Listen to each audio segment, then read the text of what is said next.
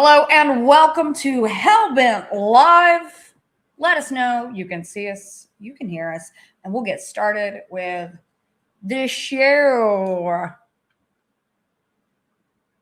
See if we've got some confirmation that you guys can hear us all right. Do we have it? Gimme. There we go. Julie Bug right in there, and Okie. There we go. Right. Welcome to Hellbent Live. This is a very special edition. We'll get to that in a few minutes. But it is another Tuesday here at Hellbent headquarters, and we have all survived with all of our digits after the July 4th holiday weekend. I hope you guys all had badass July 4th holiday weekends. It was the nation's 250th anniversary. We were in the woods. We were in the woods. We didn't get to do anything. We were out doing our last couple of field investigations for the next Small Town Monsters documentary. Yep. Coming to you guys. And when's it coming out? August? It is going to be coming out probably mid-August. We're really excited about it. This is our third film of the year, our fourth film total for Small Town Monsters. And then we're going to have one more, just one more after that.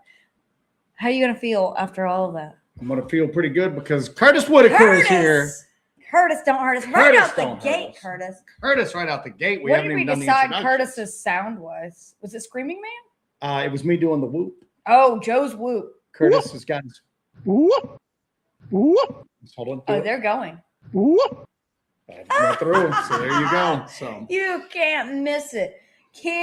Curtis, thank you so much as always, my friend. So we appreciate you. Curtis, if we ever have a kid, and I'm not saying that we're gonna, Curtis Whitaker, Dale Earnhardt, Conan Doyle. I love it. That was what we will name that child. I love it. So it's just got such a nice ring to it. You get them. It rolls off the tongue, honestly. You get our firstborn child, Curtis. There you go, my man. Yeah, we were out. Joe and I were out this past weekend, out filming for this latest Small Town Monsters documentary that we'll be putting out. We're really excited for this one. We are doing investigations in an area that's absolutely steeped in history and has a long history of Sasquatch sightings as well. Yeah. We brought on a couple of our good friends, Steve from Surviving the Strange and Brooke Moreland from Dark Florida joined us a couple weeks ago, and we had an absolute blast. Hopefully in the next couple of weeks, we'll be bringing both of them possibly together or separately, whatever, on the show for a new series that we are doing that we're actually kicking off today. We're going to be bringing on people on the Tuesday show on Hellbent Live. We're going to be bringing on field investigators. I think it's high time that we have these conversations with field investigators, other people that are like-minded to us and even different in opinion to us. But the common denominator here, field investigators, people who are out there beating the brush and doing the work. Because I like a good interview as much as anybody, right? But a lot of times it's academic, you know what I'm saying? It's maybe somebody who's interested in the phenomena that are going on out there, talking to somebody else who's interested, or it's just people with like stories with like nothing to really back it up. It's interesting, you know what I'm saying? But damn, man, for people that get out there, camera in hand, a camera in one hand, a Glock 10 millimeter in the other, out there looking for weird stuff, trying to document it because they just don't want to be the type of person who just sits there and spends a wild ass story. They want to give you wild ass footage to go with it. I think what we're really looking forward to is the commiseration factor that we're going to be able to commiserate with the slings and the arrows of doing field investigations. Because boy, is it rough sometimes, but is it not also rewarding? We're definitely going to talk to Adam about that today on the show. We do have Adam from the Half Inch Wrench crew, and we'll get into that shortly. He's actually queued up right now. He's so backstage. We can bring him on whenever Get your ready. Headphones. We don't ever wear headphones, do we? I know. I've watched you battle these headphones for the past couple of minutes here. I think that's going to be my shtick when we do these, is that every week I'm just going to get more and more. I'm the headphone They're going to fly off my head. You know, I think that'll be You're going to just take them and start just talking into them. Is this how you use this? So So anyway, I'm gonna go through the chat here. Joe's fighting with his headphones, and I think I got these headphones beat right now. Look I at don't them. They know. look amazing. Curtis, thank you so much for that, Thank my you, friend. We Curtis. appreciate you. And then Booberry has a suggestion for the final documentary, The Murder Slug. You know, I wish we could get that guy who I wish had we this, could get that guy on. the murder slug incident. Randy with Tennessee Wildman had actually reached out to him, and I don't think he heard back. I think it's just one of these things that, because like with like people who legit suffer really traumatic experiences with some of these phenomena, some of these like entities, creatures, whatever you want to call them, Monsters, creatures. sometimes they don't want jack all to do with it afterwards. They are afraid, they're confused. You know, they try to deal with it as best they can for a while, and then a lot of people just want to shut that door and not deal with it or talk about it anymore. Right. And also, you know, and that's legit. You know, well, one thing you got to worry about too is when you open that door to the public, and especially the cryptid public as well. We have a great crew here. We have a great audience here. But boy, they can be pretty brutal out there, huh? Yeah, they can be. And you know what? Here's the deal: is that it's a fine line to walk. YouTube is filled with just people telling just bold-faced friggin' lies. We all know that. You know what I'm saying? And you know what? Here's the deal. I mean, I am 6'2". Yeah, exactly. But it's okay. You know, we've been fooled before. We'll be fooled again. It's not the end of the world. Fool me once, shame on you. Fool me twice, can't get fooled again. So, but it happens. But then there's people out there that have really experienced stuff that just shakes them to their core, and it's difficult to deal with that. Yeah. And YouTube is such a toxic just cesspool. It's really not the best format for a lot of this stuff. The YouTube is basically, you know what thrives well on YouTube? Like ouch my balls type programming. You know what I'm saying? Somebody had mentioned, hey, we can change our format. Are you familiar with, somebody mentioned earlier today, are you familiar with a certain person? And I went, no, I'm not. And they went, well, here's their channel. It's just basically them getting stung by painful insects. And I'm like, yeah, that's cool, but I have nothing in common with this person. You know what I'm saying? I mean, this is ouch my balls type material. So YouTube, I can see why some people don't want to get on YouTube and share their story. We could change our format to us getting bit by ungrateful cats. There you go. So, all right. So let's go ahead and bring Adam on. Well, before we do that, we do have a huge thank you to our boy, our Q, yes. Mr. Scorpius. I received a package today from Scorpius that was absolutely loaded with goodies. I can't show them all to you yet because some of them are going to be deployed in future investigations. Hint, hint, one of which is going to be our big return to the Brown Mountain Lights. This winter, we're going to go back and we're going to do the Brown Mountain Lights like it's never been done before. And thanks to Scorpius and all of this new cool equipment that he has sent us, we're going to capture it like never before. What? And part of this is, grab yours, man. It's right there. He sent us a box of damn flashlights. Box of flashlights. We've already used this one a little bit. We got this from him at the Tennessee camp out, but he sent us a box full of. We've got matching Olight Marauders. Of course, mine is in Hellbent orange. Anodized, beautiful Hellbent orange. Matching streamlights, which are insanely bright. So, but thank you, Scorp, for that. And also, of course, it is tick season. We have the tick keys, but I recently got to use this little device on Brooke when we were out after we had all gotten bit by ticks and covered by ticks when we got out of the woods in Blood Mountain. And lo and behold, I opened the box and Scorp had sent me a pack of the tick hooks. So this is going to be the nice companion to our tick keys as well. Just have a tick removal channel. We are going to have a tick removal channel. That's going to be next. It's going to be pretty spicy. A spicy tick removal channel. All right. Now I'm going to fight these headphones. Adam is in the old backstage right now. Adam, give us a thumbs up if you're ready, my man. Boom. That's what I like to hear. All right. Let's mount up. Let's roll in here. All right, ladies and gentlemen, joining us today is Adam from the Half Inch Wrench crew. They are based in Missouri and are some of the best field investigators out there. And definitely some of the best field investigators on YouTube. Much like us, they record all of their trials and tribulations out in the field doing cryptid and paranormal research and share it with you, the public. Adam, welcome to the show. Let's bring you up here. Let's get rid of all of this and bring you up here. Can you hear us, sir? He has muted himself. Adam, you're on. You can unmute yourself. All right, there we go. Sorry. All right. So where's the little overlay you've got with the... Oh, there we go. Damn, look at that. Well, maybe if I didn't have to do all of the things, I could be producing a show. Professional looking. Adam, thanks for joining us tonight, Hey, man. Appreciate it. Thanks for having me, guys. I never thought I'd be on a live stream with you guys. Hey, man, we are huge fans of yours. I honestly expected us to all be on an episode of Cops before we were on a live stream together. I figured we would all be in Missouri, out in the killing fields, and then something goes awry, and then we're on an episode of Cops. But this works as our debut all together live. So that's about we accurate. have a lot of crossover in our audiences here.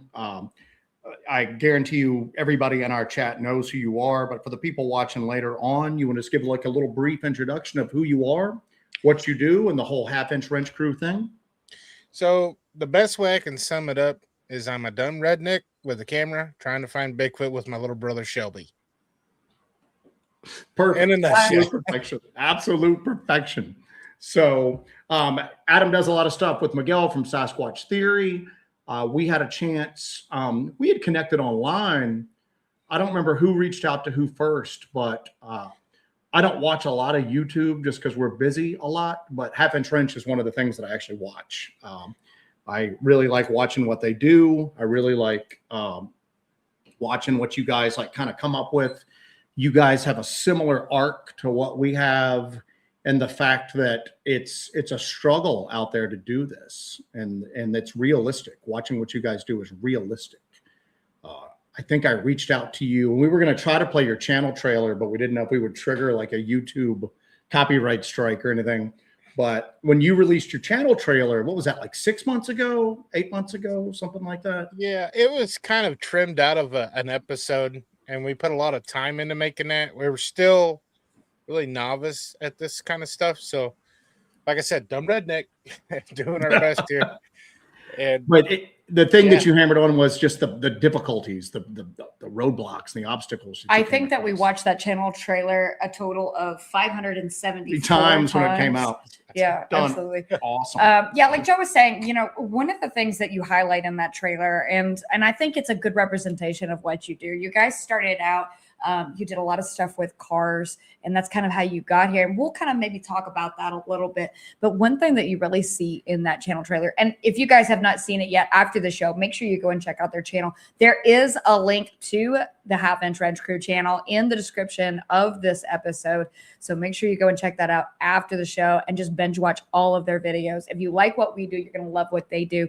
But one thing that you can really see in that channel trailer is the struggle, the things that you have to overcome when it comes to actually going out there and doing field investigations. That it's not this very polished thing where everybody, we don't portray ourselves this way either, that we are the great white hunter of Bigfoot. Everything's very polished. We're superheroes. It's hard. It's difficult. And I think when people can see that struggle and they identify with you, they understand that this is difficult, but in the end, it's very much worth it. Would you agree with that? Absolutely. It's like taking all of life and all your problems and trying to find time to make things mesh together. And it's a struggle. And then you make some people happy and you make some people mad. Yeah.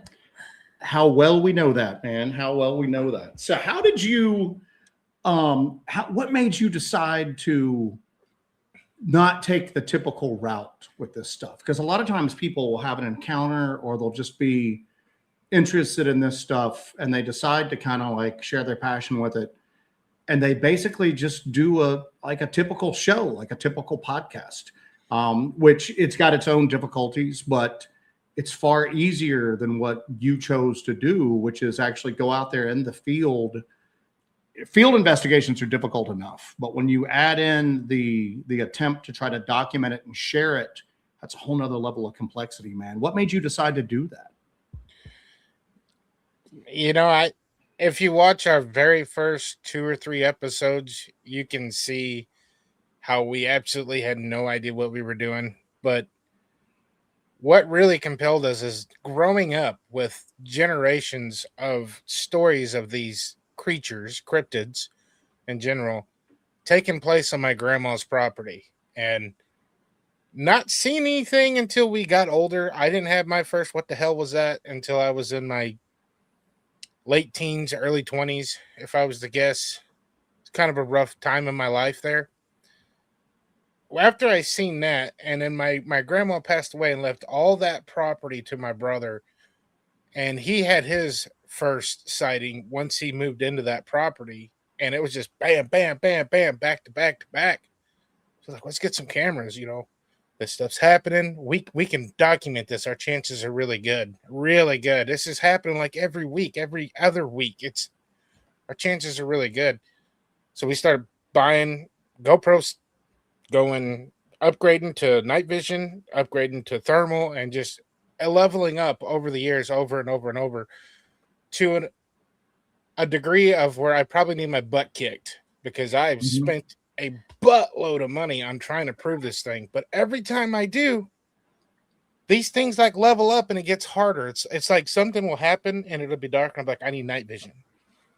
So I'll buy night vision, and then I'll go out and something will happen and the night vision can't see it. I'm like, we need thermal. So we buy thermal. We're like, okay, we can see it, but it's a smudge. We need a better thermal. So we buy a better thermal. Well, now we can't see it. Let's buy a thermal drone so we can fly over there to it. And then we still can't see. It's like every time we progress, these things progress too. I can't explain that. But that's what's driven us, is all these encounters. It's the drive of, we're this close. You know what I mean? As far as the way we put our videos together, we're winging it. I have absolutely no idea what I'm doing.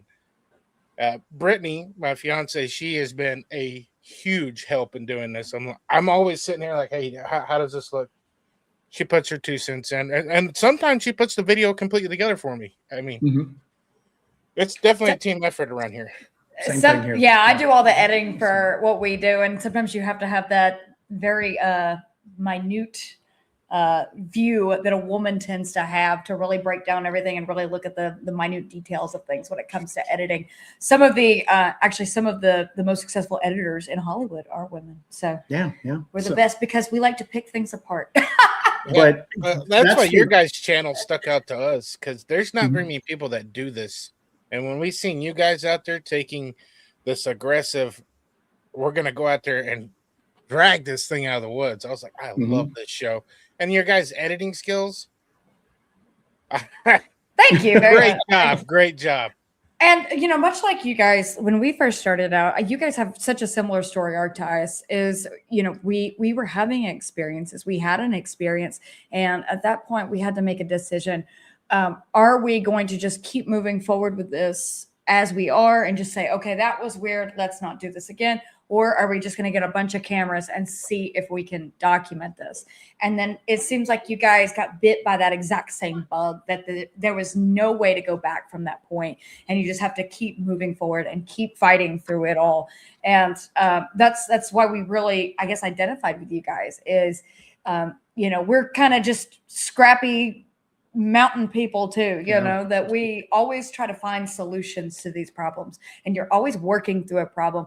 And there's something about the phenomena itself that it seems like it has some level of admiration for that, and it keeps kind of dragging you along this path. It gives you little glimpses and gives you just little tastes of it, and then pulls it away as you start to get a little bit closer. Yeah, I can't remember what the first video of yours that I saw, but I just remember watching it, and Jesse's in the other room, and I called her. I was like, you got to come see these guys. They're going through the exact same thing that we are.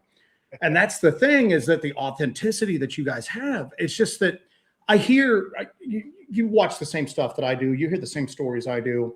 There's people out there that claim that they can just call them in at will and they can do all this stuff. And I'm just going, great if you can do that, because we can't, It's like we're out there, like you said, it's like we're playing a game with something, man. Mm-hmm. And it's always a step ahead of you, and it lets you almost catch up a little bit, and then it just leaves you in the dust again. And then your evolution with the equipment's exactly what we went through, man. You know, I gotta say, man, that Miguel, I can't leave him out of this. He has been a huge inspiration for us because we were filming a bunch of little stuff all year long and then putting one really crappy video together. And me and Miguel started talking, and he is every piece of equipment that I have bought has not been without consulting with Miguel. And watching him go out and the way he films, he does his damnedest to keep it as authentic and honest as it could possibly be. And he runs a successful channel, and that was an inspiration for us. Like, hey, Shelby, we're just going to do what we do. We're going to be us, and we're going to do our best to film without shaking a lot with the camera. You guys understand that. I'm sure you guys have heard that. So quit shaking the camera, but I do my best. Again, dumb redneck, forgive me, but just the honesty, man. It just like you guys are out there. You guys are not out there like, see that? That's not the moon. That's a different planet. You guys don't do that. You guys are like, did you hear that? And some of the evidence you guys have gotten has been like amazing. I mean, we have all you guys know what it's like to have researchers, friends in your clique, and you guys are always passing. So like, hey, what do you think of this audio? Hey, what do you think of this? Not. We do that with your guys' stuff. Like, hey, look what Joe and Jesse got. Like those, your guys' last documentary, those howls, man. Whew. We've compared that to some of the other stuff that we've got, and you guys do a fabulous job. You guys are also a big inspiration. Thank you so much. Miguel sent me actually some audio that you guys had caught that possible Dogman audio that, sounded a lot like what we caught at the LBL. And that's what's so cool, man, is that, again, like I said, it's great to hear people tell stories and everything like that. And like, here was my encounter, or maybe I'm having ongoing activity at my property. But to see, like you said, something kinetic, man, people actually out. I think what's going on is we're starting to see people emerge, like Half Inch Wrench Crew, Miguel, us, and it's almost like we're playing a different sport from a lot of other people that are involved in this field, and that's okay. That's totally okay. But I think it's great that we're all kind of emerging and we're all getting better every day. And what I really love is that we've all kind of finally met. We met at the Tennessee Cryptid Campout. We finally met, and what's great about all of us is we admire each other's work. We admire what you guys do so much. We're inspired by what you guys do so much.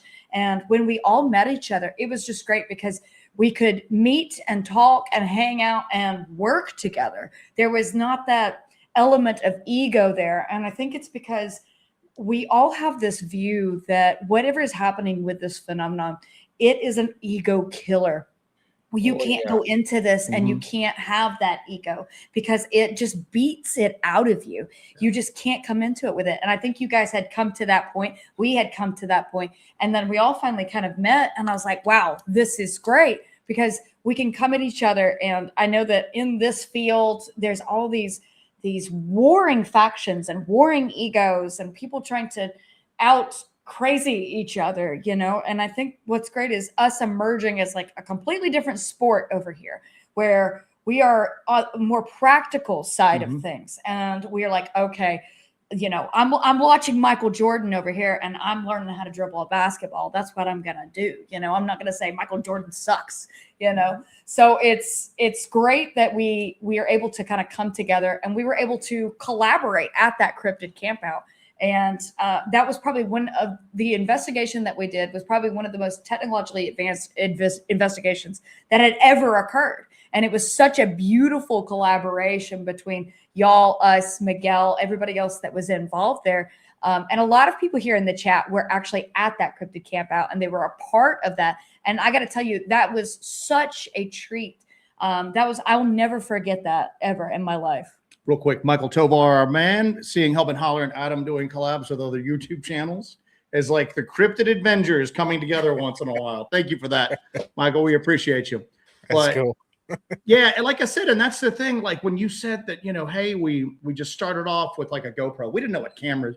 I didn't know how to work a camera, man. I used my phone to take photos with stuff. I didn't know what an aperture was. And then, yeah, watching you guys and how you kind of I had to go to a night class at a local tech college. Yeah, to learn how to photography and all that. But you guys have that same level of obsession, and that's what's cool.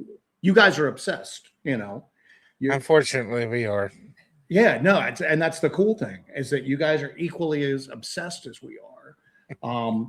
And I'll tell you right now, like Jesse alluded to, being with you guys at the Cryptid campout, man, was crazy. You know what I'm saying? It was crazy. Like we're in there with people. You're vectoring in a thermal drone to where we it was just everything just meshed so well, man. So what was your opinion of that whole collaboration and how we all went through that and everything like that? What was your opinion on how that came about and how it worked and everything? Well, big thanks to Dale Scorpus. Thank you, buddy, for that. But life-changing. I've got my guys like Miguel from Sasquatch Theory, my buddy Chris Frutal from Minnesota, my brother. Mm-hmm. I've got, a handful of guys, but when me and those guys can team up with the Hellbenders, it was a pretty cool feeling. I mean, I felt honored to be there, and I cannot wait to do it again. It was awesome. Like if we just had more thermals and just we've got next year, a whole year to get ready for the next one. I think we could produce some real good stuff. What I was really hoping that would happen, and I'm going to propose this idea to you right now, is that I think that we ought to do, like Michael Tovar said, some sort of Cryptid Avengers thing. I think we ought to decide on a location, and we ought to all go there and do a full court press investigation there. Hit a cryptid hotspot and hit it with everything we got and really give it a solid go, That would be freaking awesome. Everybody would be able to bring something to the table. Oh, absolutely. We're diverse, but we've all got the same mentality. We're going to get a video of this thing. Yes! We're not going home. That's sleep till Bigfoot. And that's the thing is that usually when, you get a group of people together, they all have the similar interest in it. And they've got some skin in the game as far as the whole cryptid thing. You got people trying to pose themselves as experts and lecture everybody. With us, as soon as we got there, we were all just like, all right, I'm going to do this. All right, you're going to do this. We're going to stay in touch with walkies. And it was just that. Everybody's united in that. Let's just go get some evidence of this stuff. I know, man. It's like everybody was like, we're getting ready to go out. And I turn around, and it's like a bunch of civilians. I go down, I get my cameras. I come back, and everybody is tacked out. I'm like, it was crazy, dude. It's a militia. This is going to be awesome. Well, when we were originally doing this, when we signed on to do it, we were going to do 2 basic night hikes. And we had this thing planned out that we've done in because we don't do a lot of conferences. We don't have time, but we usually do a couple a year.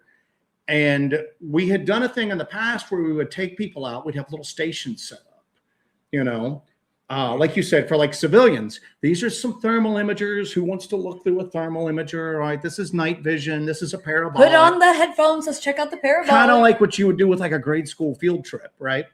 Just like you said, then we come up to meet everybody, and it looks like we've got like you said, like a Bigfoot militia. It was just insane. And Joe and I stopped and we looked at each other, and I was like, can I talk to you back here for a second? And I was like, we got to retool this whole thing. Yeah. Everybody was awesome. So geared up. Now, one of the things I did want to talk to you about too is and Bruce mentions this at a perfect time, is the killing fields, the area that you guys are mostly focused on. Tell us a little bit about that, man, because I'll be honest with you, you always hear about these spots. It's always stories. Everywhere is always the Skinwalker Ranch of somewhere, the Skinwalker Ranch of California. Everybody always has that thing, and you hear a lot of crazy stories, but the evidence that goes to back those stories up is non-existent.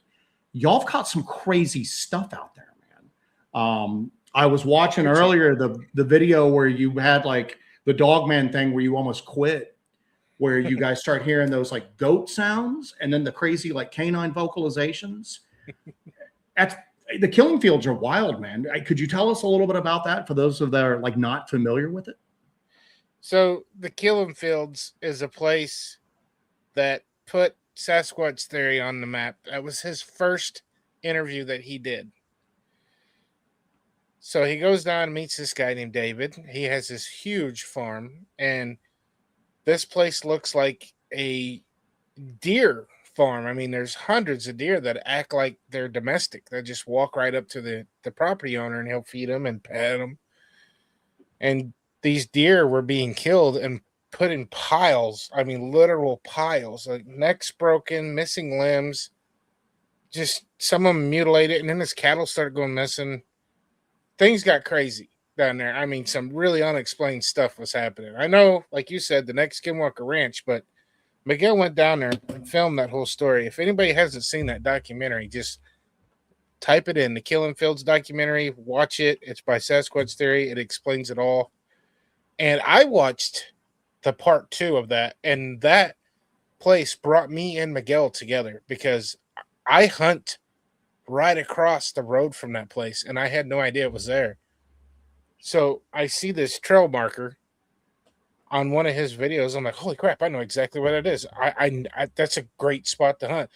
That is the ridge they call Sasquatch Ridge. I know everybody in my camp, in my deer camp, knows this spot. They quit hunting that because of these encounters. These encounters are on the BFRO. I mean, before the house burn, I had the actual hard copies from the BFRO after Tommy passed away of these reports. So that's how I got in connection with Miguel. I'm like, hey, I know a guy that knows a guy that had a lot of stuff happen right there on that trail marker.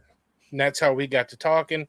I hooked him up with that family, so on, so on. Miguel eventually is like, hey, man, you want to go down there and meet David? I'm like, yeah. Well, actually, I had actually worked with David and didn't realize it at Sweetwater Mines. And then he showed up at my house. We talked for a little bit, and then Miguel took me down there. And since then, me and David become real good friends. But you don't know what to expect when you go in there. I seen my first orb down there.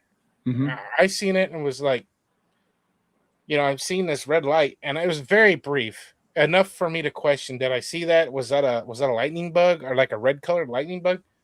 And Miguel's, we don't have no lights on. We're running nights. We're completely lights out. And he says, man, holy crap, did you see that red light? I'm like, oh, I did. Like kind of freaking myself. I'm like, I guess I did see it. And it's hard to sum it all up, man. We've heard that metallic door sound. It's the only time I've ever heard it was down there. And it was loud, Joe. I mean, it was loud. There's nothing metal out there. It makes absolutely no sense. There isn't. I mean, yes, he's got a couple neighbors beside his house. There is nothing on that side where the sound was coming from. Nothing. And nothing in that proximity to you. Even if there are people within a distance, you wouldn't have heard it at the level in which you heard it, right? Oh man. So everything that's taking place out there, we heard those howls, which I didn't get a very good documentation of that on the channel, and that's on me because I'm not very good at setting up audio. When I do, I always set it in the worst possible spot, so I wasn't able to document it. That was a scary moment when me and Miguel went down that hill to kind of split up, and I don't think we're gonna split up again because every time we do, something really bad happens, man. Yeah, the place is just loaded. Like I'm when I say unexplained, I mean the last time I was down there, David was telling us, just like, did I tell you about that dead turkey we found out in the field? We're like, no. He starts telling us about this dead turkey. He said, but that wasn't the weird part. He said there's a bunch of dead turkey feathers and stuff right there, like it's something that got a turkey. And he said there was a chandelier laying next to it, right there in the middle of the killing field. A chandelier, like from the ceiling chandelier? Yeah, how the hell did a chandelier get there? That's so weird, man. That makes no sense. And then with stuff like that, because you put that up and there's always like some jackball that's going to be like, well, maybe somebody was like taking it to the dump and they just threw it from their car, and just I'm going, no, you're not there. You don't understand how impossible that is. Now, is the killing fields where you guys are finding the rocks in the trees that you guys posted on Facebook? That rock we found was on my brother's property, which is a mile from where I'm sitting. So that rock, we found, one of the kids found a heart-shaped rock, put it in a tree so we wouldn't forget it, because it's right there on the creek. It's at what we call the catfish hole. Mhm. Everybody was down there fishing, don't want to forget the kid's heart-shaped rock. We forgot it anyway. A few weeks later, me and Shelby are doing an investigation. We're just going to make a lap around there, see if something happens. It was the first night we had a thermal, and the first night we had our Panasonic night vision camera. Send that to me. We go down there. That heart-shaped rock is missing, and that big rock is higher up in the tree. And a series of things happened that night. I'm freaking out. Like, this is amazing. This is like I've really got something here. I'm like freaking out. I'm super excited. I call my dad, or actually, Dad calls me. He came down to Shelby's where his RV was parked. Mom forgot her glasses in there, and he was getting her glasses. Like, hey, where did I leave the keys to my motorhome? He always hides them on the outside of the motorhome. Had to remind him where they were. Just telling him about the rock. We take pictures. Dad gets off the phone. Me and Shelby are down there. We're running therm. We're being Adam and Shelby. We're hearing stuff. Dad calls Shelby, thinking me and Shelby are up there messing with him by throwing rocks at him. And we're down there freaking out over this rock we found in a tree.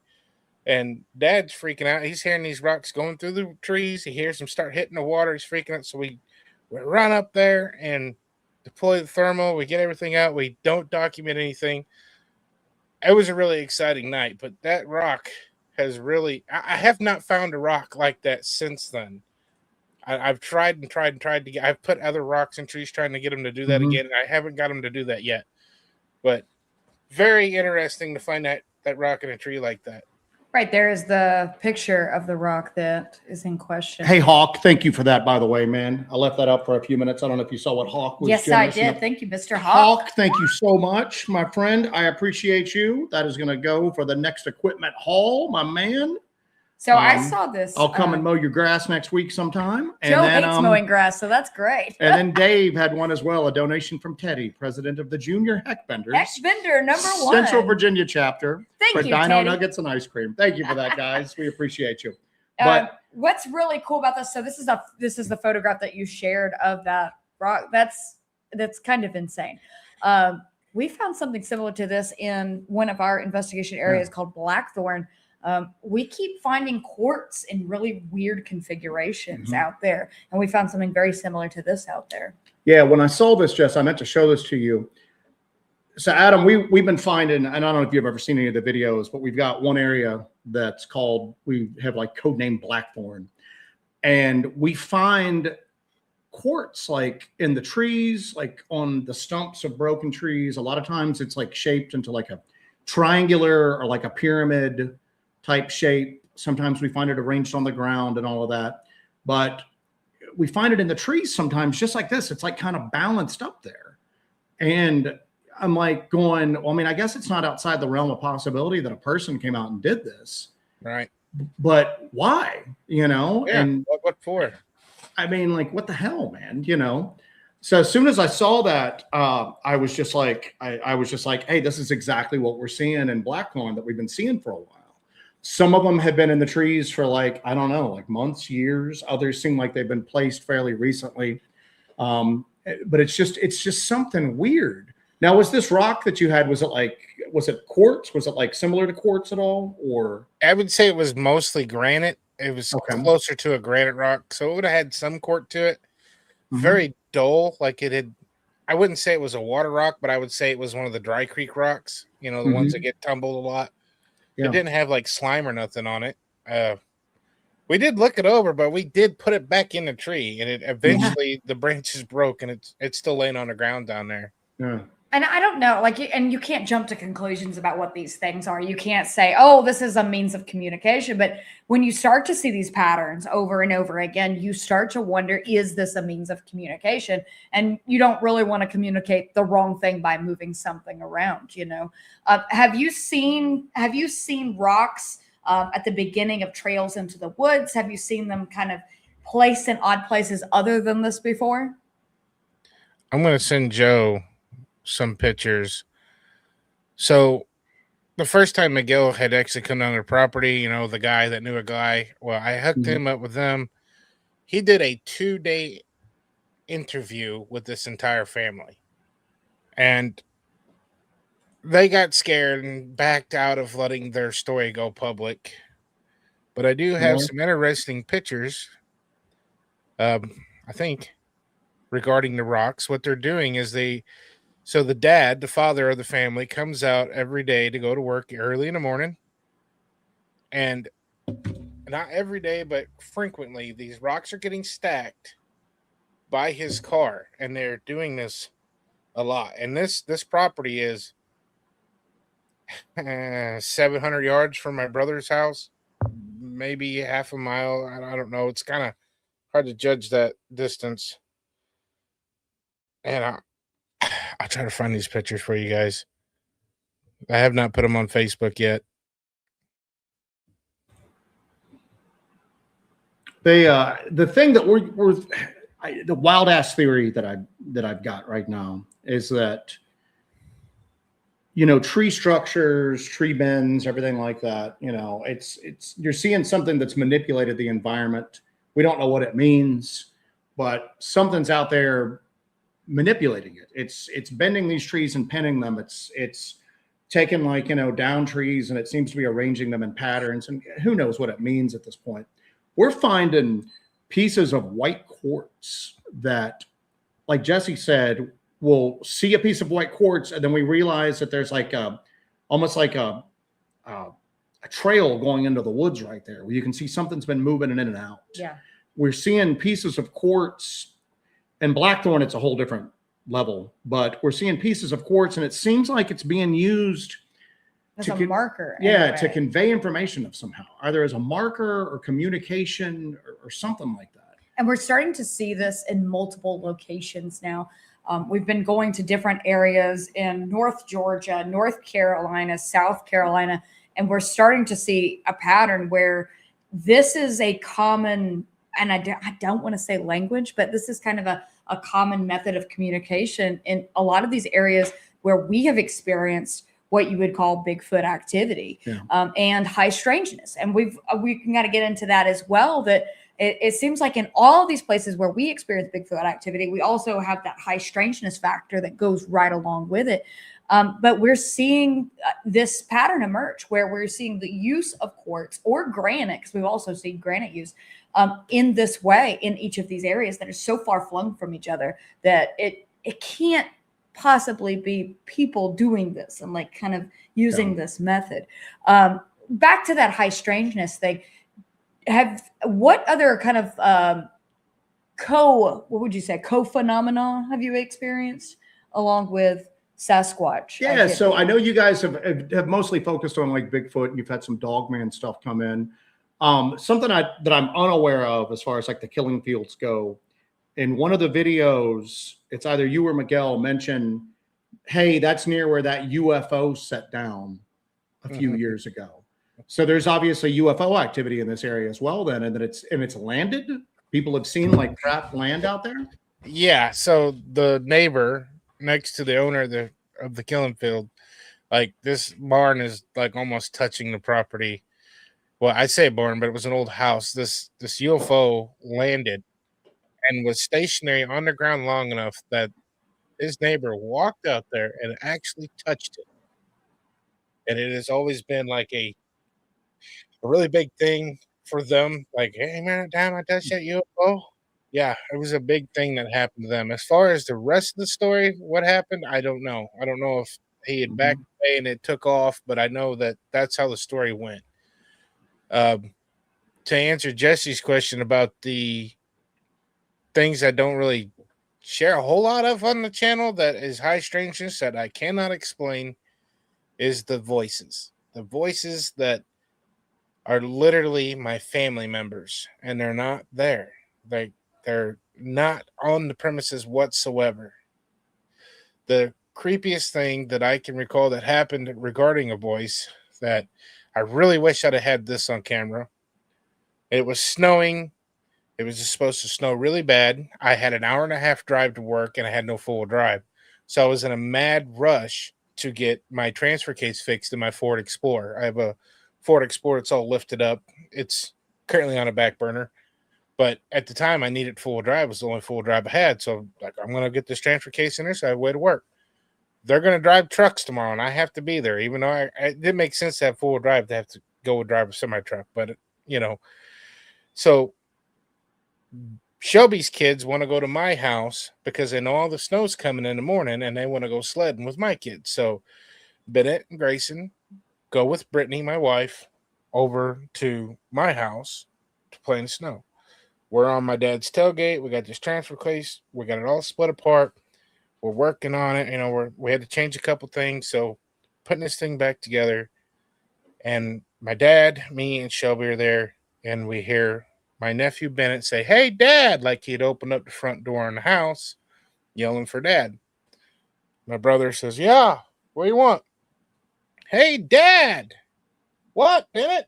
And that's when it hit me. I'm like, "Shelby, the boys ain't here. Bennett's not here, Shelby." Whoa, your And camera Shelby just looked at me like, and I told him, "Just ignore it. We'll finish this in the morning," because that was my nephew, and he wasn't there. Mm-hmm. Yeah. Stuff like that happens, man, and I can't explain that. It came from the house. It came from the woods. You have a short video, and I don't know if that's a security camera or just a camera you put out overnight. It just looks like your front or your backyard. Yeah. And you've got these weird conversational vocalizations that sound like something trying to speak. It doesn't sound like the Sierra sounds. It's more guttural, if that makes sense. I'm sure you know what I'm talking about. It sounded to me like Scooby-Doo. Yeah. Yeah, that's exactly, but deeper. And it reminded me of what we've caught around that weird tree in North Georgia. Yes. Where we've left recorders out and come back and pick them up like, a couple hours later, 6 hours later, something like that.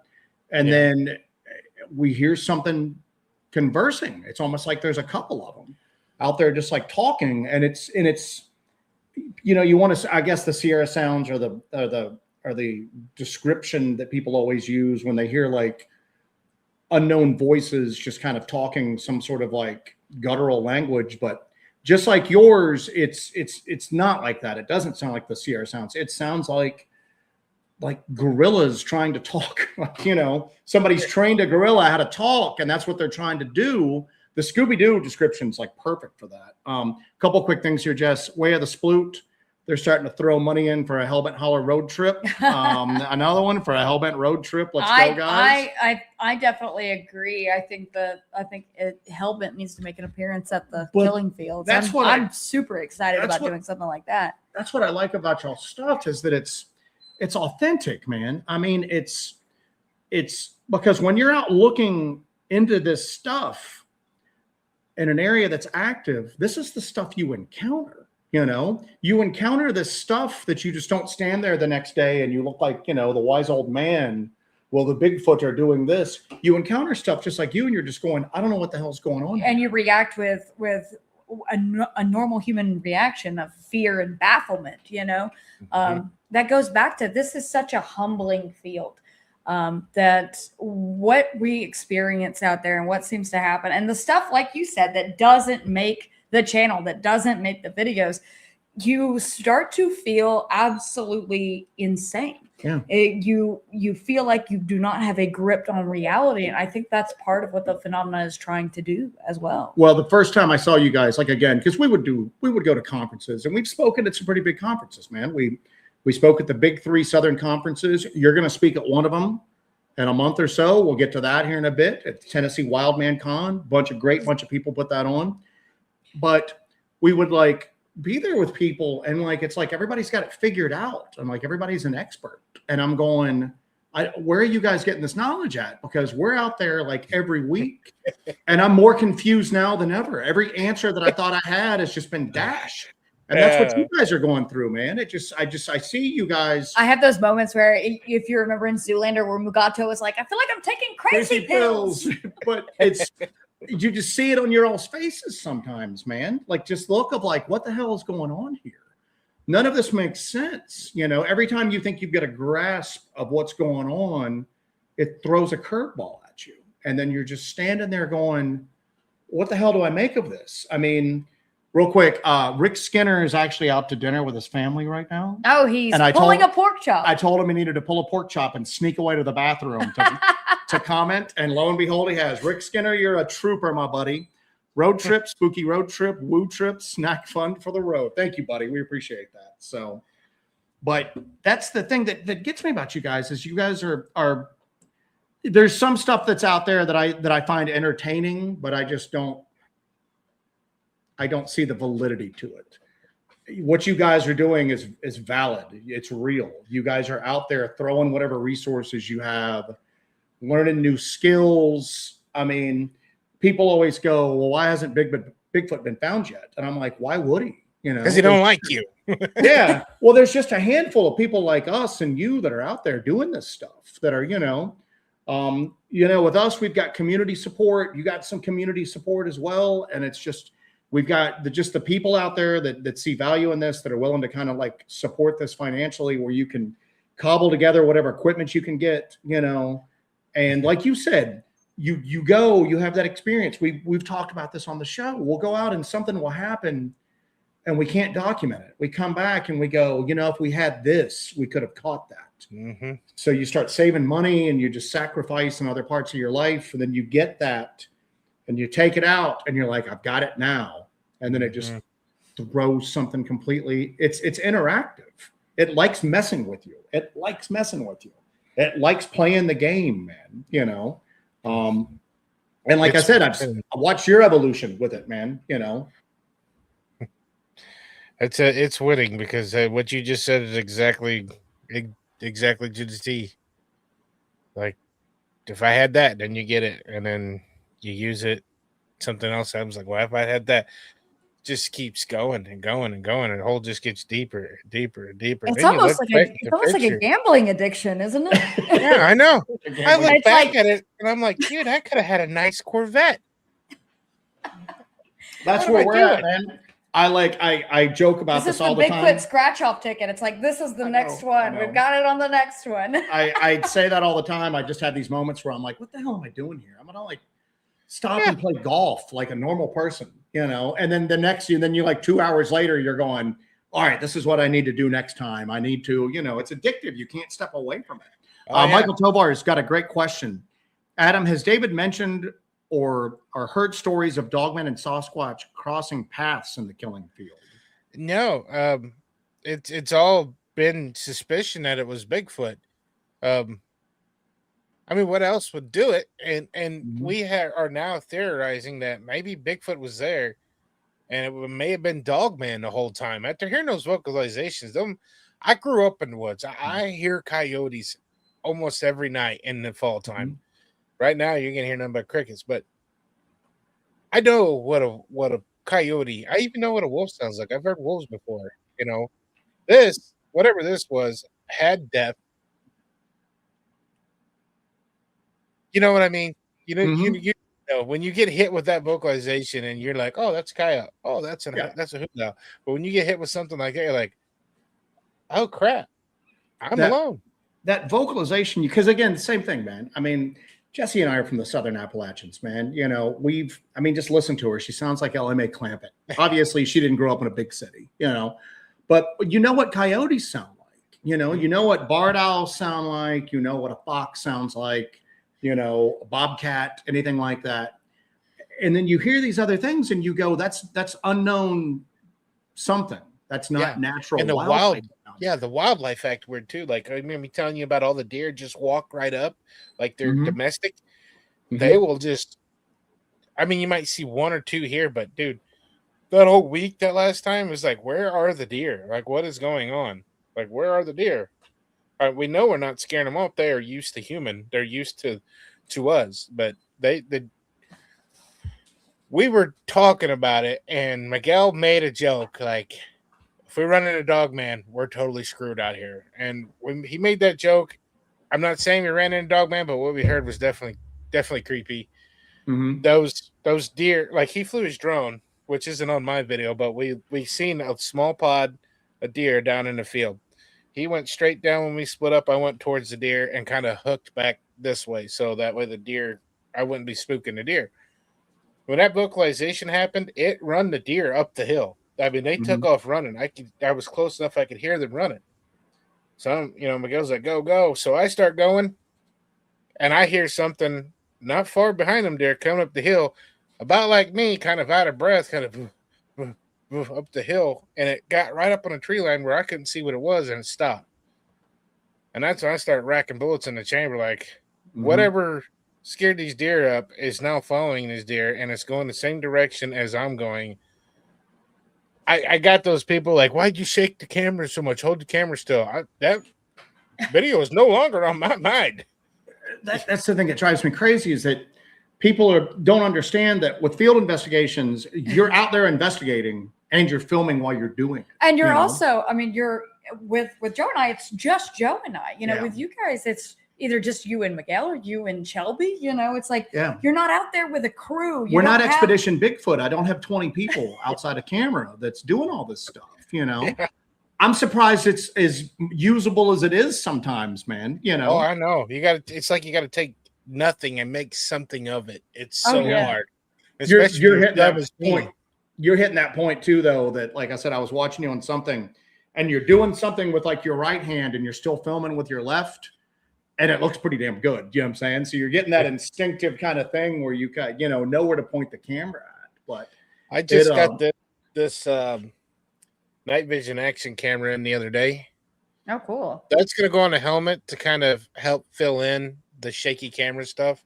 Cool. If something like that happens, I've got a little insurance there. Like if I'm running with the camera, I turn around, I look at this thing. Hey, my camera's seen it too. You know what I mean? Yeah. So that's what that's for. That's a night vision action cam? Yeah, it's a cheap thing. I have not tried it yet. People said it worked really good. It's supposed to have like a clone version of the Sony's. Yeah.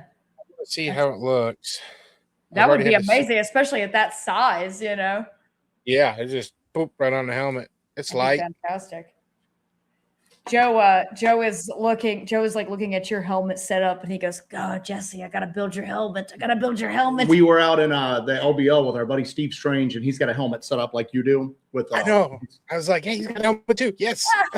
Yeah, he's got a PVS 14, like a white phosphor, and then he's got a FLIR breach in it. But the only problem he runs into is that when we were on Blood Mountain for this last doc, he was seeing stuff, but he couldn't record with the night vision monocular. So he would try to vector us in, yeah, like, because we're using, we're using thermal binoculars and everything. Joe has the night vision camera. He's trying to vector us to where things are happening. But at that point, you can miss it with just a second there. A little inside baseball for you guys here. Anytime any of us get together and we're all hanging out, it becomes gear, show and tell. And where did you get that? Yeah, well, I like how you have that set up. That's how it always goes every time when you end up with other people who are doing this. You're like, wait, how do you have that set up? Wait a minute. Let me check that out. Wait, where did you get that? Oh, yeah. Send me the link for that. That is how these conversations always go. First time we ended up in the woods with Alex Petikov, it was like literally just like, we got to stop talking about gear and actually go do an investigation now, man. We've been standing in this field showing off flashlights and stuff to each other for like a good hour. Miguel from Sasquatch Theories here. Miguel, good to see you, my man. Miguel? Glad to see the guy. You. So, yay. Well, see, that's cool though, because like you said, you use a lot of his advice as far as like equipment stuff goes, and that's what's so valuable with this stuff, man. Is that again, when you get down to it, there's people out there that are great investigators. Hawk, if he's still in the chat, he knows a lot. Hawk's like our Bigfoot encyclopedia guy. Lots of people their names will never see the light of day.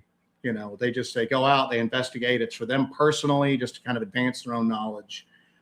There's not a lot of people that are really out there trying to like document what they're doing, Right. And I go to this, everybody's always like, well, in the era of AI, no video footage is going to do anything. And I challenge that, man. Because video footage, especially with what you guys are doing, what we're doing, what Miguel is doing, the video footage has context. You have the before, during, and after. We're going to capture that. One of us is going to capture that. You can manufacture a video with AI all day long, but you don't have that context, and that context is key. And that's why we're all running cameras all the freaking time. Yeah.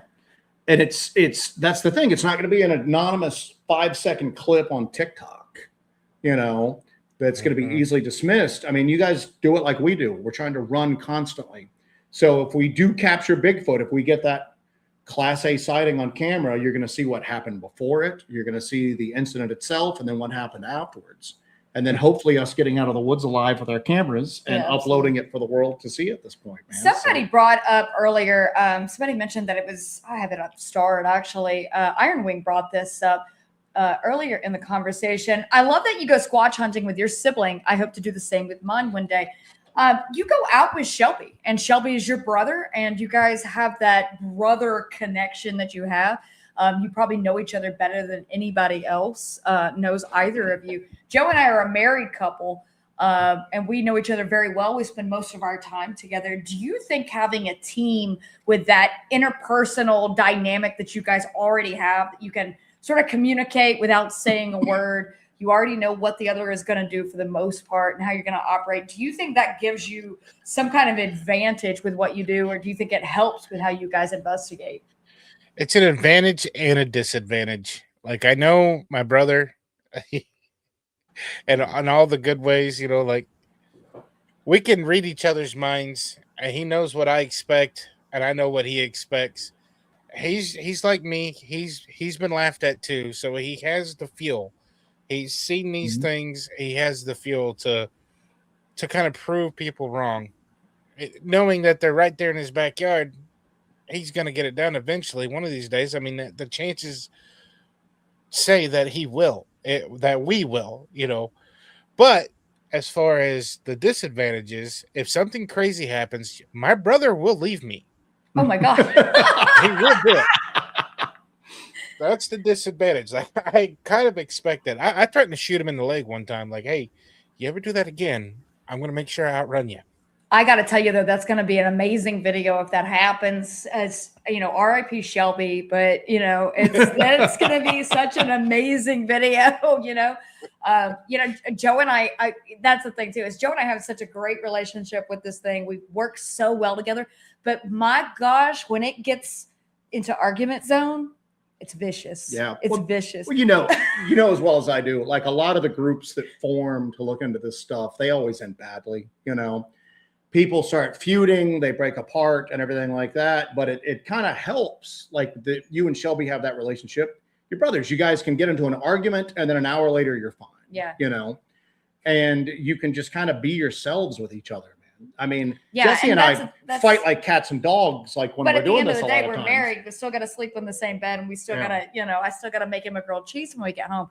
That's the thing is, with a lot of these groups, they break apart because they end up with their own egos and their own, directions they're going. But you can't at the end of the day break up with your brother. I can't break up with my husband over Sasquatch stuff. So maybe that kind of dynamic is going to give our teams like the longevity in this. You know what I'm saying? Mm-hmm.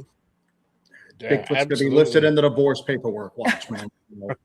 It would not be the first time Bigfoot would be listed in divorce paperwork. I've got to tell you that. So, really? A couple quick things. Our buddy Okie here. So we got a thing on the show, Adam, called Watts. It's Wild Ass Theories, and it's just where we're not really part of like the greater like old guard, like Bigfoot community. We just kind of like go wherever the evidence takes us to. And if it's into a weird kind of frame of thought, that's just where we go to, man. So we have these wild ass theories that we bandy about on this channel. And our buddy Okie here wants to know what your wild ass theory on Sasquatch is. What do you think where you're at right now and like your investigation journey? What do you think Sasquatch is, man? I'm like, so conflicted with that. I really am. I'm so conflicted. You've got the wow, and then you've got the dumb ape people. Like they're just a species.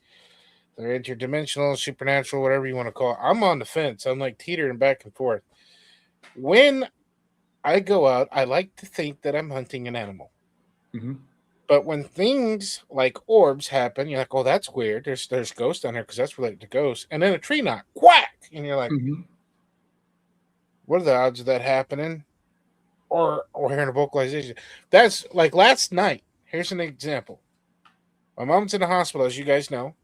My dad come home to get his medication. As soon as he got to Shelby's house, my dad lives in a motorhome in my brother's yard until he gets his tiny house done. Just thought I'd add that. Dad comes home to get his medication, calls me, hey, I'm home. This is the plan. This is what they're going to do with mom. Gets his medication. While I'm on the phone with him, he's standing in Shelby's living room and sees this light go down the creek about 60 mile an hour, as my dad would say.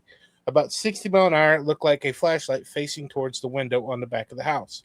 There's 3 big windows side by side. I go, that's weird, Dad, And, Dad's got mom on his mind, so it was a very short conversation about the light he just seen. But, he goes up there, I don't know, a few hours go by. Shelby calls me last night. He says, you got to get over here. I just heard 4 wood knocks, and that's what me and Shelby were doing at midnight last night. He's got to work in the morning, and we're out there at midnight flying this drone 3 times. Run all 3 batteries dead. Trying to get a look at this thing. So, with that being said, orb, wood knocks. 4 loud wood knocks right there, and I got a thermal drone, and we can't see this thing. What does that suggest? Is this thing really supernatural? I'm on the fence. I guess I'm on both sides. Like, I will take either or. I know the supernatural stuff was going to be a lot harder to prove and a lot harder to track, but I would rather be able to see, touch, and actually, research this, investigate this creature, get. If I film one tomorrow of a Sasquatch, walk up, get in my cooler, grab a beer out of it, open it up, and start to drink it, and just poof in the air, and I film that, what are you going to think? Oh, that's AI. That's totally fake. How would I prove that was real, even though I just filmed it? Nobody's going to believe it either way. Yeah. And that's the evil of what we do. We're going to spend our own hard-earned money, time. We're going to sacrifice lots of time with our family. We're going to go out there and take all this equipment and film, spend all this time doing this, put videos together for the public for free, and we're still going to catch the whiplash of ridicule. I mean, we really don't have anything to gain. I'm not making any money. I know you guys ain't making money. We're doing this out of passion and the sport. Yeah. And for the love of the game. Yep. For the love of the game. And like you guys mentioned earlier about the politics of Sasquatch, I know Bigfoot, the cryptid community. It's shame on anybody that wants to ridicule other researchers because they're self-proclaimed and they know better. They know more. It's childish. Like, I don't want to bring it up. I'm sure your Hellbenders know. You guys are amazing. Don't ever change anything. Don't do anything to please anybody. You guys stay on the track you guys are on. You guys are doing great. I mean, you guys caught my attention. There's a lot of those guys that don't have my attention. That's all I got to say about that. Yeah. Appreciate that, man. Thank I appreciate you. that. And I am shopping getting rid of Joe, though. So that's there will be a replacement. But see, and that's the thing, man, is that I because I'm like you. I started out like just it's a big monkey in the woods. It's smart. And then I moved on to, it's a little too strategic. You see some planning and some intelligence here. It's got to be a relic hominid. But then you have this other weird stuff happen. And I'm like, how do you – because I go back and forth like from week to week. I was texting with our buddy Matt Larson from Central Kentucky Bigfoot earlier, like a couple days ago. And I'm like, I'm going to be honest with you. If you ask me right now what it is, I think that where I'm at the moment, and it'll change next time we're out, is that I think sometimes we're dealing with an outdoor paranormal phenomenon that wants us to treat it like we're looking for a big monkey, that we've got to go through and play the game, and we've got to go out there and act like we're chasing a big monkey, even if it's not a big monkey. That's how it's choosing to portray itself. Right. And guess what? Next month, I'll be standing here telling you they're flesh and blood. They're just really good at height. I mean, I just keep, I'm all over the place with it. By us playing that role and participating in that manner that we're giving it what it's looking for? I think a lot of this stuff, at least, and we'll veer here and then we'll come back. That's fine. I just want to clarify. We had some really weird stuff happen at Blood Mountain on a Bigfoot hunt. Maybe that's why you guys are getting the results you guys are getting, because you're on both sides. Yeah, well, that's the thing. She was into the paranormal, man. She didn't care anything about Bigfoot. And I honestly was into Bigfoot, and I didn't care about anything else. I thought UFOs were silly. Dogman, come on, dude. Werewolves running around the woods. That's a little too much, man. I'm guilty of that too. Yeah, I was aware of all of it. I just didn't believe in any of it, man. You've got to go out there and really experience it. And now I'm at the point where I'm just like, who am I to judge whatever threshold is like real out here? People tell us some crazy stories. You see the murder slug comments bandying around in the chat. You know, there was a guy that met us at Tennessee Wildman one year and told all of us a story about a translucent, predatory, like slug that he saw in the trees that you could barely see. And he thought that they were out there hunting and that if they died, they rotted away. They didn't leave any bones. Maybe they came from underground. And I'm going, 5 years ago, I would have like laughed in your face. And now I'm just going, yeah. Tell me more about these slugs, man. I believe you, you know? So, I mean, but yeah, that's where we're at with it, man. I'm with you too. I keep going back and forth. I have these moments where I go, maybe it's possible. And then, you know, that there's a breeding population, you know, of just these holdover creatures out here. And they've just been really, really lucky and really smart so far. And then I have other times where I just go, I don't know what is out here, but it's unlike anything else on the planet, man. You know, we're not dealing with like a relic hominid. We're not dealing with, you know, just some sort of like other like species of like human out here. We're dealing with something that's unlike anything else out there. A couple quick things here. Amy Fountain, thank you so much for that. Awesome to have Adam here. Can't wait for a collaboration. That seems to be the people have demanded it. People, and then our main man, Cryptid Castleberry. As always, this is so good. Thank you, Castleberry. So good. Yeah, the people have demanded a collaboration. Yeah. I think that, and I think right after the Tennessee Cryptid Campout, you know, that's all we could talk about on the drive home. That's all Joe and I could talk about was like, okay, so because I have in my head, you know, I direct all of our films that we do. I direct them and I edit them and I do all the concepts for everything.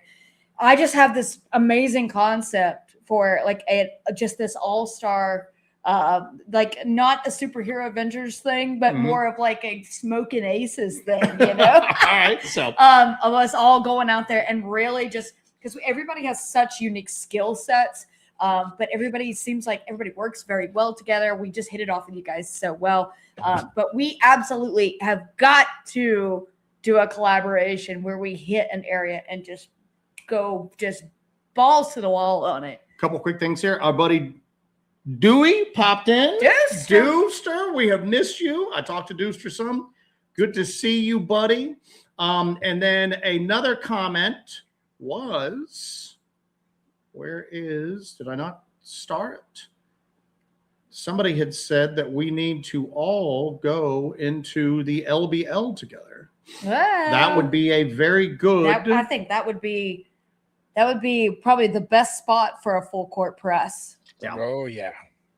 That's on the bucket list of the LBL. Well, if you'd like some tour guides, I think we could make that our collaboration. Yep. It's Miguel's got a perfect thing here. I remember when I didn't believe in Bigfoot. I mean, yeah. I mean, and I still just have these moments, even with everything that we've experienced and the stuff that we've documented, where I just stop and go, am I crazy? Is this like real? I mean, you got to have those moments of it, man. I mean, it's just, it's so confusing, everything that we like deal with on this. So like, why am I even doing it? You know? Like what am I doing? We quit all the time, man. And then like, literally, then I find myself a couple hours later, planning the next one. You guys caught that metal door sound too. And it's just so weird that this is what this is what's strange to me, because what you guys experience and what you guys document tracks up so perfectly with what we experience and we document. And that makes me think that these phenomena and this activity, it's happening more than what most people think. There's just nobody around to like see it, because there's not a lot of people like us. Like you said, you're running around the woods till midnight last night. Most sane people are in bed. I think this stuff happens so much more often than what like normal people realize. Yeah. And it's not such a needle in the haystack. It's happening all the damn time at this point. for our chat right now, if you guys we're coming up to the last like 15 minutes or so. If you guys have anything you want us to ask Adam right There was a guy that asked a couple of times, where is it at? He was asking about apportation. Here we go. Has Adam and Shelby ever experienced missing or returning items in your investigations? Yes, the 10 millimeter socket. That's in general. That's in general for you. So no. On a serious note, we've the peanut butter. We'll leave the lids on them when we set them out for these things, hoping they'll come up and take the lids off, and they'll dig their fingers through there. The whole peanut butter jar will go missing, but the lid will be left there. Mm-hmm. That has happened one time. The second time, it took the lid and the peanut butter jar. Things going missing and coming back, like I'm sure I'll have to ask Shelby, but we're not all there, so we're always misplacing things. So we would probably easily write that off, like, oh yeah, I must have put it over there, Mm-hmm. But yeah, that 10 millimeter socket's probably the biggest one. Yeah. We've started to experience that recently, where we're starting to really experience things that are disappearing in the middle of an investigation and then reappearing a short time later in a spot that it would be impossible for them to be in. That's something that, if it happened in the past, we didn't track with it, but nowadays we're starting to experience. And when you're out there, I mean, you are juggling a lot of equipment. You've got everything you have to basically not die in the woods, but also you've got all of your camera equipment, all of your audio collection equipment. You've got flashlights, you've got, thermals and all this stuff. You're always juggling. But it seems like in the past couple of months, we've had these instances of things kind of disappearing, and you have that panic. You check everything everywhere for it. You go through your bag, you can't find it, and then an hour or two later, all of a sudden, it's right there, just right there. Yeah, that freaked me out a little bit. Like, where's my phone? There it is. If you like, it wasn't there. That would freak me out. Now you guys are also experiencing, and it's one of those tropes that you always hear people talk about, but it's cool to see it happen in real time.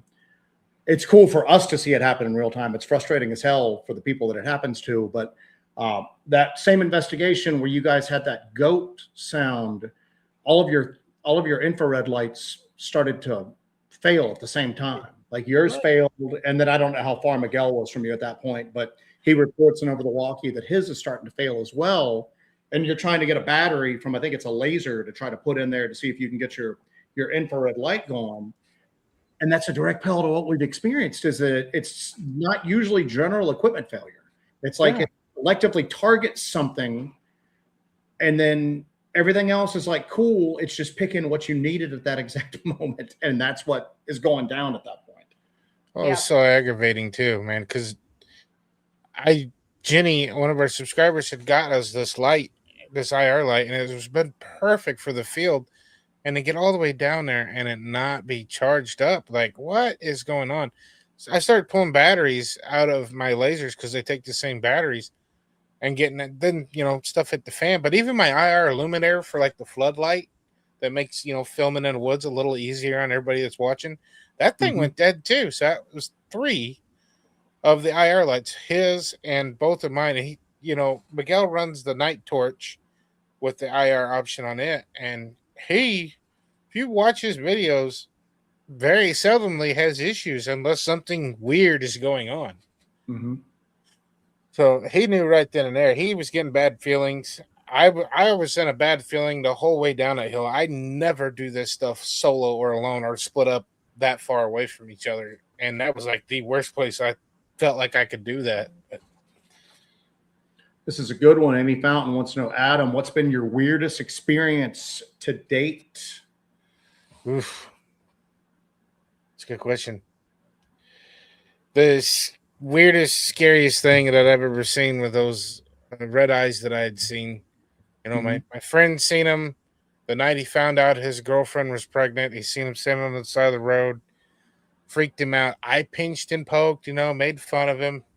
His car's motor blew up the same night. He's like got it in his head. I seen the Mothman. I seen red eyes. Megan's pregnant. My phone quit working. My car blew up. I don't have a job. And I'm only 18 years old. So he walks to my house one night, thinks I'm out, Cody lived like quarter of a mile from where I lived. So walking to our house was not out of the normal.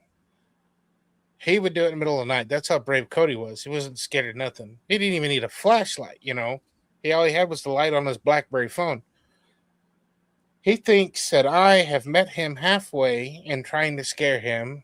He knows that I am mechanically inclined and can make just about anything. And he's thinking I have these fake red eyes trying to scare him. He calls me on the phone like, hey, I seen you. You can come out. And turns out it wasn't me. This thing chased him down the road. And, remember, he found out that Megan was pregnant. And, 9 months later, they have me go over there to check their house while they're all at the hospital while Megan's having a baby. And that's when I seen the red eyes. And that feeling that I got when I seen those eyes, thinking there was a motorcycle behind me to those are eyeballs, they're getting closer to the truck. That feeling of fear that hit me and actually physically feeling the blood leave my face from pure fear was the life-changing moment for me. It messed me up. It excited me. It scared me. And wonder, wow, don't ever go outside. Everything all at once. It was just, it scared me. It scared the little crap out of me. Knowing that it was like all of Grandma's stories walked into reality. Like, she never said she's seen red eyes, but, getting on the internet, which the internet was still kind of new then, looking up red eyes, and the Momo, that's had to be what it was. Because anything other than the Momo, like a Mothman or like Dogman, like you said, was just kind of probably not, but that was the weirdest, scariest moment of my life. Miguel at Sasquatch Theory interviewed me. I have a more detailed version of that on his channel. I think I did one with Jeremiah Bigfoot Society as well. Mm-hmm. So, yeah, that was it. That was my first. I'm never going out in the woods when it's dark again. That is primarily the reason I won't do it alone anymore. Yeah, I don't blame you. Couple quick things here. Buddy Hawk, one more time on the subject of things disappearing. Joe, one day I'll share a story with you about some missing sunglasses that appeared hundreds of miles away within 30 minutes of them going missing. Crazy. Thank you for that, Hawk. We appreciate you. Yeah, thank you. Anybody else got anything that here's another one. Has Adam ever been zapped or have you experienced missing time before? I haven't experienced the missing time, I don't think, or I wasn't aware of it. The zapped, I can't say that I've been in the woods and been like, oh, I just been zapped by something, but we went down to the killing fields, and this happened a couple times. And I come home, and for like a week after that, I just felt terrible about myself, like out of energy, just didn't feel myself to the point where I almost went to the doctor over it. And I would have if it wouldn't have been for Miguel. He messaged me like, hey, man, have you been feeling like completely drained and down? I'm like, dude, I was literally talking to Brittany about maybe I should see a doctor. Like, is this depression? What is this? Like trying to figure out what was wrong with me. Is there something chemically wrong with me? Am I getting sick? What's going on? And then for him to say, hey, man, me too. I think it's the killing fields doing this to us. And I want to believe that was some form of being zapped. Weird feeling. Wow. Like, why am I sad? I have nothing to be sad about. Yeah, like it's almost just you can almost have described it as like a psychic vampire thing. We've like experienced the location can be like that. We've experienced that. Jesse's gotten like a zapped thing before that's happened that's just had no logical explanation for it. But we've experienced stuff like that before, almost like the depression aspect of it. Yeah. We've been out before, and like we don't usually. You can almost equate it like it's almost like this. Dare I say paranormal hangover? You almost feel Yep. That's it. That's the word. Hungover, and you're just going. I'm hot, and we do most of our like hardcore stuff in the fall, winter, spring. we go out in the summertime, but we write that off if it happens in the summertime because you get dehydrated, whatever. But when you're out and it's like 50 degrees and you've only done like 5 or 6 miles and you're hydrated, then all of a sudden it just comes out of nowhere on you. And especially when it comes on and there's other weird stuff going on, it's hard not to see a connection between those two things. But the paranormal hangover is like a perfect description of it. That's it. That's to hit that one on the head. All right, so we're gonna wrap this up. If you'll look in the description, you can find the Half Inch Wrench Crew's link to their YouTube channel. You need to go after this show and you need to start binging those episodes.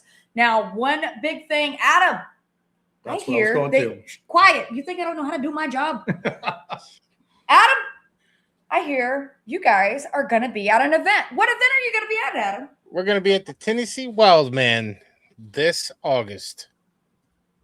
It's going to be awesome. Tickets are available. You can purchase your tickets now. It is going to be in McMinnville, Tennessee. Joe and I did every Tennessee Wildman. We're not doing this year. We've done every single one of them. Is that 3 or 4 that we've done? I don't know. Don't know. It's all a blur. This will be the first year we're missing, but you guys are going to be in good hands if you're going to Wildman because this is a heck of a card. If you want more information or tickets to that is also in the description of the episode. I got a link right there in that description. So you can go and join Adam and the Half Inch Wrench crew. Miguel's going to be there too, right? And which is cool because the feedback that we got every year that we did it was that people were really interested in hearing the stories and everything like that and hearing the stories that people had kind of gathered over the years, but they really liked having like a field investigator's perspective there. Yeah. People that could like tell you what they've experienced and then show you. We're not going to be there this year, but this year it's going to be, again, Adam, Miguel, and the crew.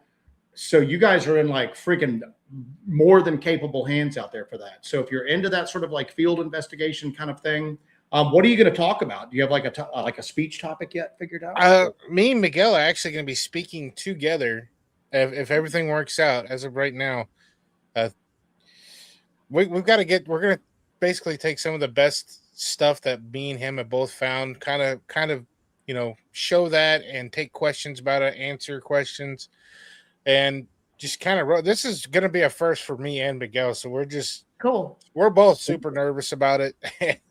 Never spoke in front of a lot of people before. So, I get gassy when I get nervous. So, Well, you just pooch your way across the stage. And wow the people. Wait, you didn't tell me there's going to be bullfrogs in here.